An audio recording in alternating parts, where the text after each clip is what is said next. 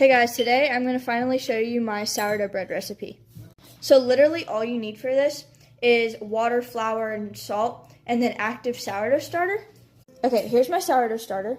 So I fed my starter at like 10 p.m. last night.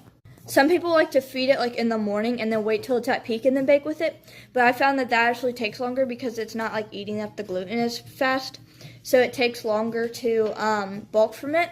And it takes like 4 to 6 hours, where if you make dough with an unfed starter, it only takes like 3 to 4 hours, and it just makes the bread process quicker.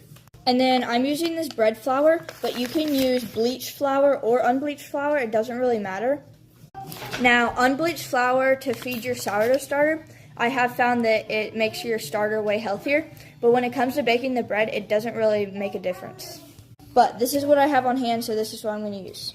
Okay, so if you want to get deep into the sourdough, I recommend a food scale. But if you don't have one, I'm also going to try to give you the cup measurements as best as I can, just in case you don't have one and you still want to make the bread. Anyways, let's get started. Okay, so I have my bowl and my thing, and I'm going to tar it out. And you're going to want to make sure it's set on grams. Okay, so you're going to do 350 grams of lukewarm water. You're going to do 75 grams of starter. You're going to mix that up till the starter and water's combined. You're going to want it to look like this. Also, that's about 1 1/3 cups of water. And then it's about a 1/4 cup of starter. You're going to do a teaspoon of salt, or 10 grams. And then you're going to do 500 grams of flour, or about 4 cups of flour. I know this isn't the bread flour that I was using. I needed to finish this one off. You're going to mix it, I recommend with your hands, until it's like shaggy. Once it's all mixed, you're going to do stretch and folds. This is the only ones you're going to do.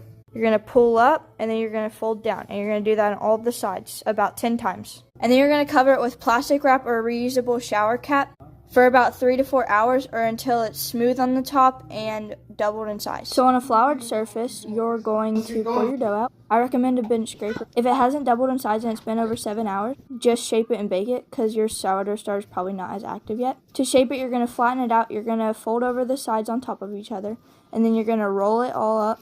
And then if you want it to be a ball, you're going to pull it towards you, and then you're going to push it out until it's like a ball shape and smooth on the top.